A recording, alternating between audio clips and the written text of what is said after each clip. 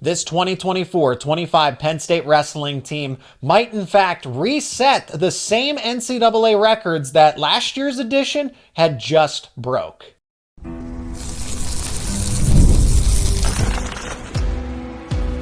You are Locked On Nittany Lions, your daily podcast on the Penn State Nittany Lions. Part of the Locked On Podcast Network, your team every day. And as always, thanks so much for making Locked On Nittany Lions your first listen and watch every single day. We are free and available wherever you get your podcasts, including YouTube. My name is Seyko. I'm your host of the show. Penn State wrestling season is once again upon us, and who better to talk and preview this upcoming season than the voice of Penn State wrestling himself. Jeff Byers also has a morning show every single weekday on Sports Radio 98.7 The Fox. Today's episode is brought to you by FanDuel. You can start the season with a big return on FanDuel. New customers can place just a $5 bet, and you'll get started with $150 in bonus bets. If you win that first $5 bet, just visit FanDuel.com to get started. Let us know your thoughts, predictions down in the comments section. Jeff, we're going to talk about how this team will do in the postseason, season expectations, projecting out this starting lineup, all 10 starting spots, and then some of those burning questions, the debates for this Penn State wrestling team. How about we start with this? Can they reset those NCAA records that they set a season ago? The team points record, they went 4-2 in the individual champions for as far as individual champions. So they were close to getting 6 individual wrestlers. They were so close. And then the margin of defeat. They defeated all the other teams. The next closest team was Cornell at 100 points. So can this team do it? I would say it's going to be tougher because I felt like, hey, Iowa made some improvements, Michigan made some improvements, Ohio State. So they're going to steal some other victories along the way and maybe not get as many bonus points. So I don't know if the team points record is exactly within as close of a reach, but it's not that they can't do it. I just think it's going to be tougher. Yeah, I actually think I think it's less likely that they have a 100-point margin of victory, but I think if this team stays healthy, they actually are in a very good position to break the scoring mark again. Okay, that was set by last year's team. It's all potential, and I will grant that, but I do think this team, with the lineup it is sending out, has the potential to match or break the 6 NCAA finalists, which is a record for any team. Penn State matched it last year. Iowa and Oklahoma State have previously also sent 6 into the finals. No school has ever had more than 5 individual champions in any one tournament. I think, again, I'm not predicting this. I'm not saying this will happen. But as you look up and down that Penn State lineup, could you see 7 guys in the finals? Yeah, I don't think it's a far-fetched possibility. And could you see 6 individual champions? Again, are you expecting that? Am I calling it? No. But yeah, do I think I think they probably have at least 8, maybe as many as 10 guys that are legitimate national title contenders in the lineup this way. There are not many bouts that you're going to look at in the upcoming season and say, yeah, that one's just one where Penn State's overmatched. They'll have to take their lump there. Again, not saying they're not going to lose bouts along the way. I'm just saying in any individual matchup, I think Penn State feels like it legitimately has a shot in probably just about any bout you can put out there this season. And that's very true, and that's why we're going to go through and project the starting lineup as well. Let's group some of these hypothetical champion contenders into groups, because there are the likely ones. Carter Starace, Levi Haynes. Even though Bo Bartlett's third, I think he falls in that category as well. Maybe a true freshman in Luke Lillidahl at 125. So when I look at the tier 1, the group A of those hypothetical potential champions of who's closest to winning an NCAA gold come March in Philadelphia, Pennsylvania, may I remind everyone. Mitchell Messenbrink, that's 1. Levi Haynes, 2. Carter Starace, 3. I know Gable Steveson just came back. We're going to talk about that. Don't get me wrong, but Kerkvliet is right there. He's close. So that's 4. Luke Lillidahl as 5. So that's my tier 1 5 Penn State wrestlers have a really good chance, should be considered the favorite.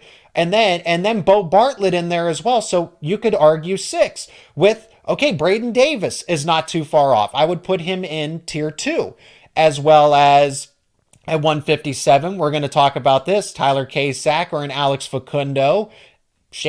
You could put Shane Van Ness in category 1, Jeff. So there's so many here out of this group of 10 that so including Shane Van Ness as well, would you say those 7 wrestlers are to be considered the favorite at their respective weight classes? I don't know if they're the favorite. I kind of look at it more as, do I feel like, and let me preface this by saying there is no such thing as a lock when it comes to the NCAA Wrestling Championship. Yeah, especially not this sport. Yeah, just as with any sport. I mean, upsets happen, crazy things happen, but I look at it more as I'm going through, like, how confident am I that a wrestler is pretty definitively, if they stay healthy, going to be a top 3 guy. And if you're top 3, most years you have a chance of winning the national title. Now, every now and then you have a guy that separates himself and is clearly heads and shoulders above. And again, they can still get caught, but you're like, all right, that guy clearly is the favorite and everybody else is kind of battling for second. But generally speaking, I look at it as, hey, do you feel confident that this is a top 3 guy as you're going into the season? And if you do, to me, you have a legitimate national title contender there. So in my mind, and again, this is, everybody can come to their own conclusions here. Sure. I don't see a weight there where it's far-fetched, where it's like, man, come on, you're going to have a guy pull all kinds of crazy upsets to get to the finals. I think all 10 of the wrestlers they're sending out, and again, let me be clear, I am not predicting Penn State will get 10 in the finals or even 10 in the top 3.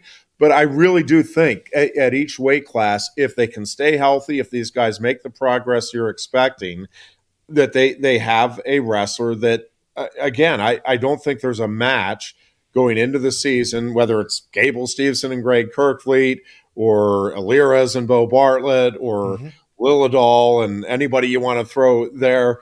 I just don't think there's a match where you go in saying, yeah, Penn State, that one's not going their way. Yeah.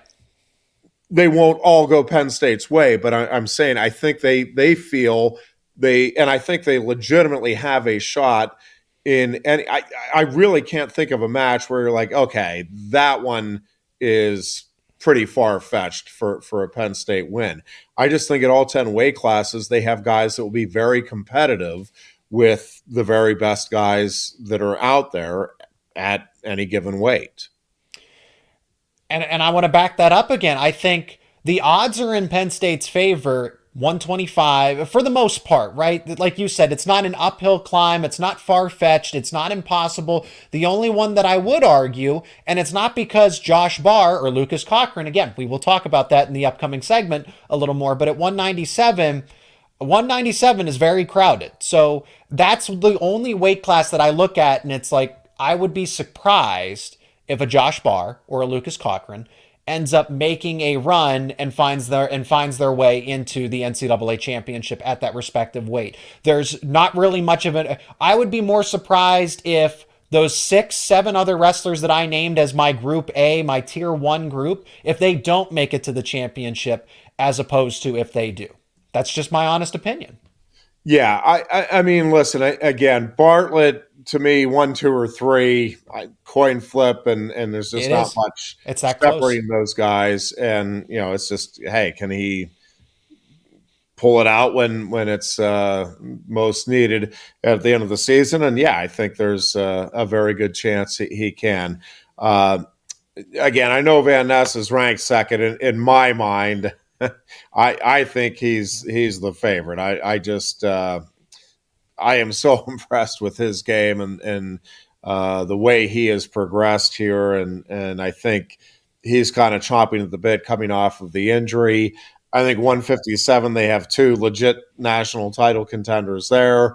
Obviously, Mitchell Messenbrink has an excellent chance. Levi Haynes, Carter Starachi, Greg Kerkvliet are all in the running.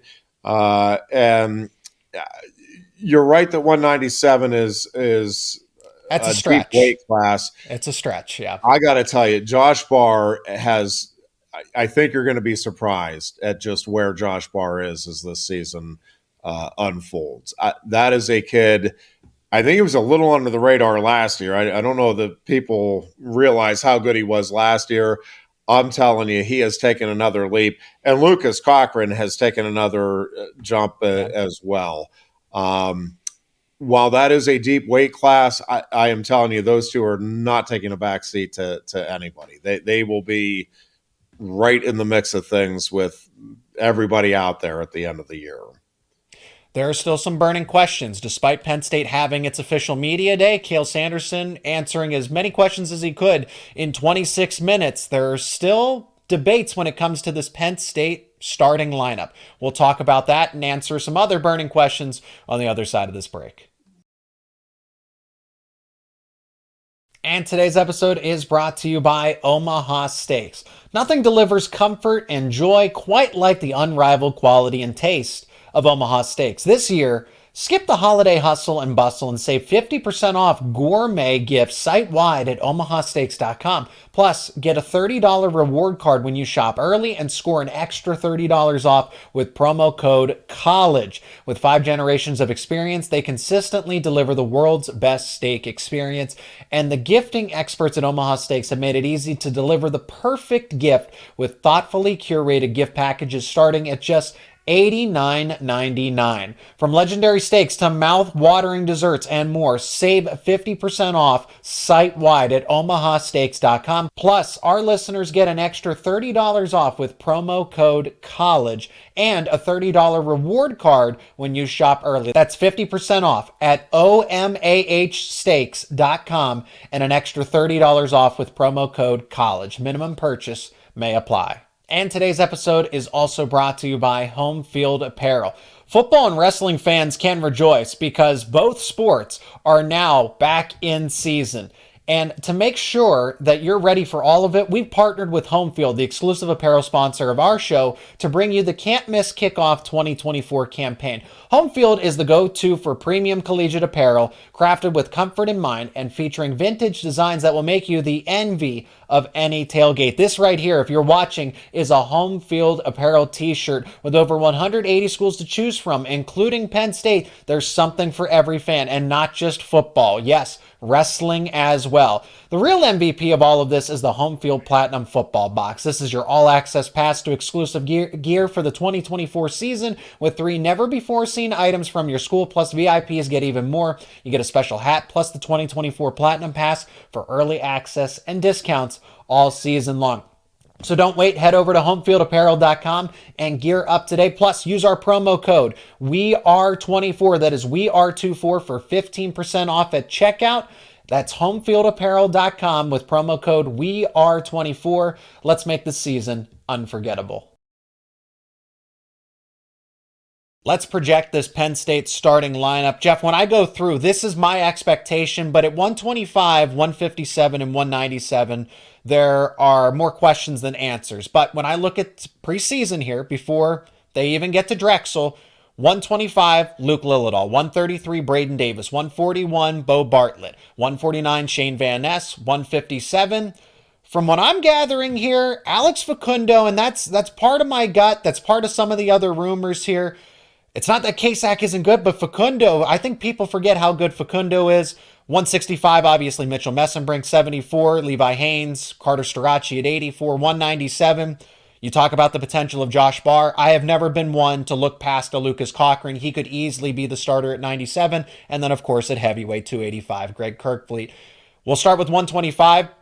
Penn State has had its issues at the lightweight, so it's just so relieving in a sense that there is this absolute all-star ready to hit the ground running in Luke Lillidahl with all the potential in the world. He is already defeating comparable talent on the international circuit, defeating former NCAA All-Americans convincingly. So who's not to say that This kid can't be a 4-time NCAA champion himself. Easier said than done, obviously, but I look at 125. That doesn't feel like a question mark to me, even though Coach Cael said, hey, we like Kirk McHenry. We think that there's an open competition at that spot. I think that's all smoke and mirrors. I think Luke Littledahl's the guy, as you've kind of alluded to just in conversation here. Yeah, I will say Kurt McHenry is an outstanding wrestler. Right. And there is not a lot of separation. I will say that between the two of them. And, I do think the coaching staff here and the culture in this room are a great fit for McHenry. And I think he's feeling really good and very comfortable with his wrestling. If he is the guy, I think Penn State can score a lot of points with him. That being said, I do think Luke Littledahl will end up being the starter here at the end of the season. And I think Luke Littledahl he is college ready. He just has a maturity about him.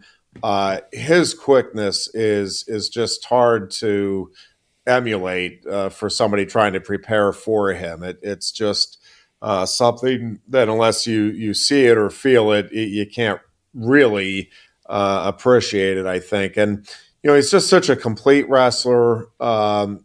He's obviously going to keep getting better and better. He's got a lot to learn. I'm not saying he's already just there, but boy, he is awfully good for where he's at as a first-year freshman here, just getting ready to wrestle collegiately for the first time. I do think he is very quickly going to be one of the fan favorites here. Fresh off of a U20 World Championship, am I right? So there's no surprises here. Luke Littledahl, and I can't see how Penn State would pass up. Yes, you could redshirt him, allow him to develop, kind of like the plan is for the Mirasula twins at 197 and 285, but to possibly get an NCAA champion as a true freshman at 125, I can't see Penn State passing up on that. So that's why, and just the way he's performed leading up to this, you don't need to take a year off to develop Luke Littledahl. Kind of like Braden Davis at 125 a season ago, who's moved to 133. Now let's jump to 157 because that was Levi Haynes' weight class, and then he bulks up to 174. And it felt like, a long time ago, if you go back to some of our original conversations about speculating this next version of the Penn State lineup, Jeff, we talked about, hey, Facundo's going to return. Maybe it makes sense for him to take over at 74. Levi Haynes is, it's difficult for him to cut, but this would make sense when he returns. Well, now they flip-flopped. Facundo's made the cut to 57, and it just sounds like from various rumors, from the way that Coach Cael talked to us in the media day press conference, is that Facundo and Kasak are close, but I can't help but believe because of the experience and Facundo, I just think people forget how talented he actually is. He went out and took the Olympic red shirt, won Pan Am gold in the meantime. He's still legit. He was one of the best pound for pound wrestlers when Penn State recruited him back in the day.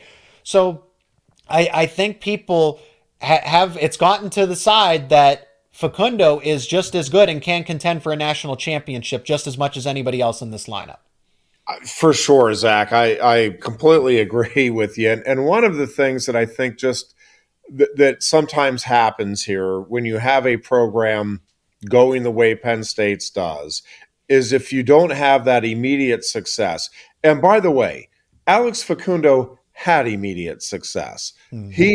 He came in and made a splash, got big wins, but by success at Penn State right now, it means winning a national title or earning All-America honors as a freshman. And if you don't do that, then it does seem like you quickly get forgotten about.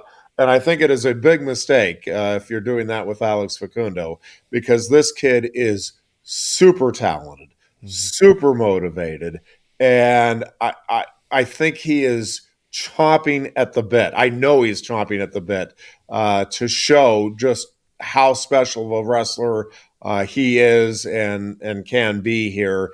at Penn State. And, I kind of tend to agree with you that just that experience that he's gained. And, Right. Sometimes when you, and again, I want to be clear that Alex Facundo had a terrific freshman season. And so I always, when people say, well, it wasn't a great season. Yeah, he didn't get on the podium. I get that at the end of the year. You look back at the wins he had over guys that got on the podium. That was a really deep weight class. And Facundo, again, was a coin flip away here and there from being a guy that not only was on the podium, but was high on the podium. But I think having that experience and then having to sit out last year collegiately and work with and watch his teammates have the season they did, I think the sky is the limit with this guy in terms of what he can do. He is a really talented guy. And I just think he's a little more polished, a little more experienced now. As you said, he's got maybe a deeper appreciation and understanding of what he needs to do, having gone through everything he has. I really think, again, I think both of those guys are legit national title contenders at 157. I think they have two of the top guys in the country in one room at one weight class. But right now, I think Facundo, I would give a very slight advantage to, just because of all of the elements that I just talked about. Yeah, Facundo went through those trials and errors. And then I think competing against people that are better than you, training against people that are better than you. Iron sharpens iron, as they say. I know it's a cliche, but it literally does mean what it is referring to. And Facundo to go out and win an international competition. Remember, he defeated Levi Haynes in the Olympic trials. So Facundo is battle tested. It's not to say that Kasak isn't, or that he doesn't have all the potential in the world. But if we're talking right now in the middle of November of 2024, who is better? Alex Facundo is better than Tyler Kasak at this point in time. So, Jeff, does that mean that Kasak is going to, the logical explanation is that at all of this, talking about a potential Levi Haynes red shirt, where does anybody go? And when all's said and done here, it seems like it's going to be Tyler Kasak who is the one red shirting. Yeah, I think that's a very real possibility. Again, you got to see how it plays out. Injuries can play a role. And listen, guys, just because you're starting at one place doesn't mean that's where you're going to finish. And sometimes, I'm not expecting any of this, but sometimes guys, get the starting job and, then they don't go as hard and they slip back a little bit and somebody can catch up. Now, I think in the case of Kasak and Facundo, they're both just so driven, they bring that passion every day that I think they're both going to continue to make strides as the season goes along here. We still have to get to 197. Josh Bart, all the potential in the world, continues to impress on the international circuit, but quietly biding his time. I have never been one to sleep on Lucas Cochran, and we're going to tell you why on the other side of this break. Plus, talk about some Gable Steveson returning to the collegiate scene. It's going to be a crazy wrestling season, and we'll finish it all up in the next segment. And today's episode is brought to you by FanDuel. Get ready to tackle the NFL action with FanDuel, America's #1 sportsbook, because right now new customers can bet just $5. That's all it takes, $5, and you'll get $150 in bonus bets if you win. The FanDuel Sportsbook app gives you everything you need to place live bets on the NFL, and it's all in one place. So when you get a hunch in the middle of the game, you can check out the latest stats, view live play-by-play, and so much more. And it's all on the same page where you place your bets. It's that convenient. It's that simple. Just visit FanDuel.com to join today. And if we look over at FanDuel.com, Penn State versus Purdue, the game lines are up. Penn State is a hefty favorite. 28.5-point favorite on the spread, minus 8,000 on the money line. Purdue is plus 2,200 on the money line. The total is set at 50.5. If you like those lines, you can bet them right now over at FanDuel.com. And remember, you will get started with $150 in bonus bets if you win your first $5 bet. Again, that is FanDuel, America's #1 sportsbook. So let's get to that 97-pound preview specifically, because Josh Barr ranked initially, but I've just never been one to assume that, okay, there's no competition here, because Lucas Cochran impressed me when, Jeff, I can only imagine what he weighed in at when he went up. I think it was against the Rutgers heavyweight that's slipping my mind right now. Yeah. Slavikowski of Rutgers at heavyweight, and that was a top 10 ranked wrestler at heavyweight. And Lucas Cochran defeated him convincingly when he is wrestling, training at 97 pounds. That told me everything that I needed to know about Cochran as a person, as a competitor. So Josh Barr comes in with all the expectations, all the potential, and I guarantee you that he will meet them. But if we're sitting here again, middle of November 2024, who is better right now? I think this is the closest battle among any of the 50-50 open competitions in the lineup. Josh Barr versus Lucas Cochran. It may be, Zach, and what is impressive about it and should be heartening to Penn State fans is both, we talk about these guys taking leaps, like making a jump in levels from one season to the next, and that's always the goal. And we've just seen it very consistently be the case with these guys, where even a national champion from the previous year, you see what he does the following season, and you're like, well, yeah, that's better than even what we saw last year when he won that title. And I think both of these guys, Lucas Cochran and Josh Barr, are substantially better now. And again, they were both really, really good at the end of last year. I just think they both have taken another big leap in terms of their overall game. And I'm with you. There's not a lot separating these guys. And again, Connor Mirasola, the plan is to redshirt, but you have three guys here that if any of them were pressed into action here at the end of the year, I really do think, and I get 197 as a loaded weight class. I just think any of these three could make a deep run in the NCAA tournament and be right there with anybody. And yes, I'm including Stephen Buchanan and AJ Ferrari and Rocky Elam, all of the guys that are up there. I'm telling you, there is not much separating these two from each other, but there's not much separating these two from the very top in the country here at this weight either. And it's going to be a close battle. I don't know when a final decision will be made. I'm sure they're both going to go into probably a couple of tournaments here and see what the results are. But these are both guys that are really, really competitive and really, really good. No, and I'm glad that you brought up Connor Mirasola, because I've gone on the record and I think that I know for a fact that when Mirasola gets into his development, gets into his groove, the Penn State coaches get to work with him 24/7 as opposed to from afar, that he will be the best wrestler of the three. And that's not difficult for me to say.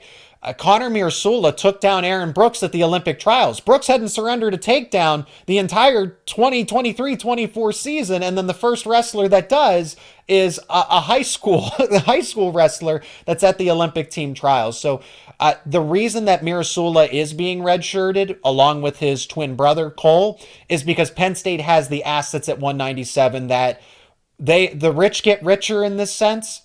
Yeah. That you have the privilege, because I think Mirasola would be an All-American, if not a dark horse sleeper contender for that 97 championship spot. So because Penn State has the luxury where they don't need Connor Mirasola to wrestle right now, you can redshirt him and unleash him when he's at his best for his respective redshirt freshman campaign. Yeah, I think Barr is going to be right there, and Cochran knows him well, and I think again has figured some things out to take his game to the next level. And it throughout the lineup you can say this, but it really is an embarrassment of riches when you have in the room battles like Penn State has going on. And by the way, they have them at several other weights too, where I know.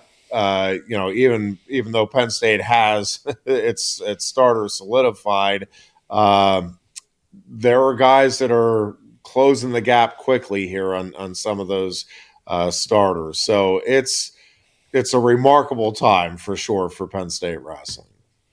I think it's fitting to finish up with this. And last but never least, Greg Kerkvliet. It seemed like he was going to reign supreme. There was not a lot of wrestlers that can even come close to him in the heavyweight class originally. Seen him dominate Wyatt Hendrickson. Now, don't get me wrong. I think Nick Feldman is well on his way and will be a contender for years to come at Ohio State. But this year, Greg Kerkvliet, off of the way that he dominated his way to a heavyweight title a season ago, who was going to test the undisputed champion this season? Oh, well, guess what?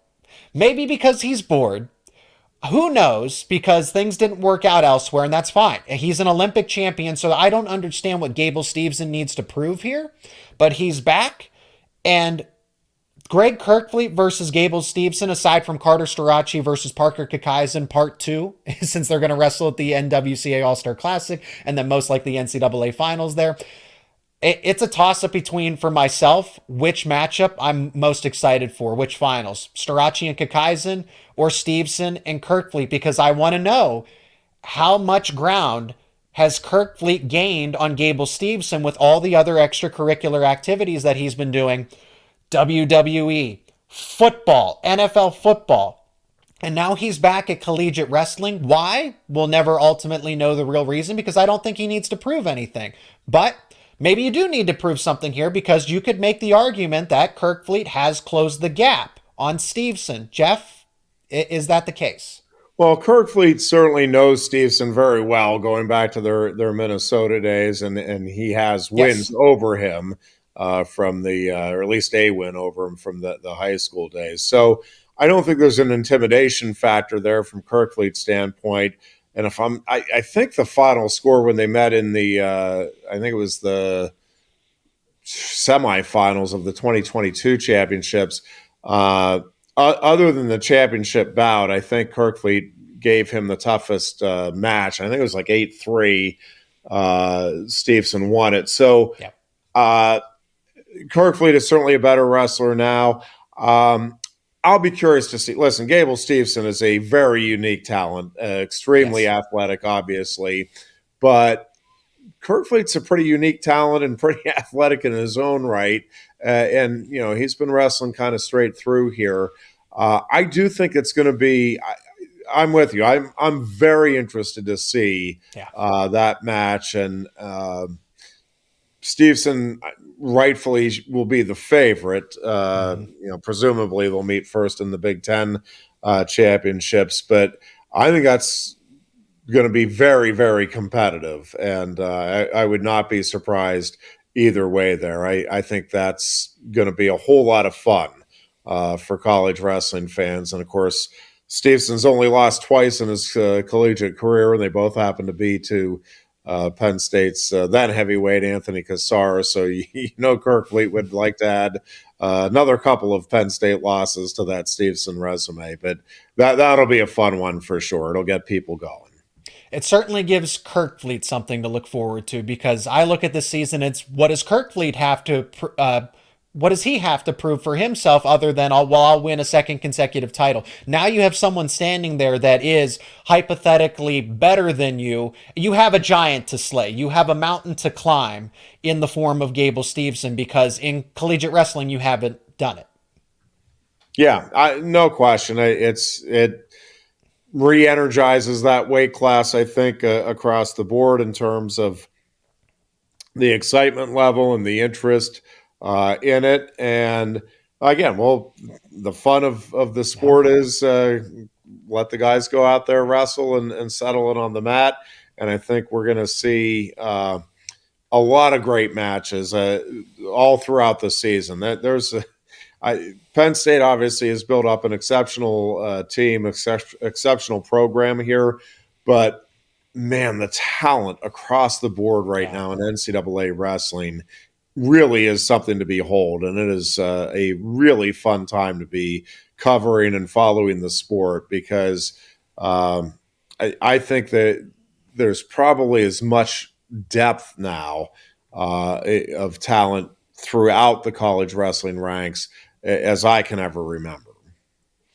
And it all starts this upcoming Sunday, November 17th, at Rec Hall against Drexel, and it will finish in Philadelphia, Pennsylvania, with the NCAA championships over the course of March 20th through March 22nd. And Jeff Byers will be at every single event all along the way, from the season opener to the championships to the Bryce Jordan Center duels in between. He is the voice of Penn State wrestling, after all. Jeff, thanks so much for the time. I really appreciate it. For anybody that wants to go check out Jeff's work outside of his wrestling coverage, which he will be broadcasting on local radio stations and gopsusports.com all season long, links will be provided down in the description to go check out his talk show and other work outside of wrestling coverage. Jeff, thanks so much for the time, the insight, and another great conversation around Penn State wrestling. I hope you will enjoy the season as much as I do.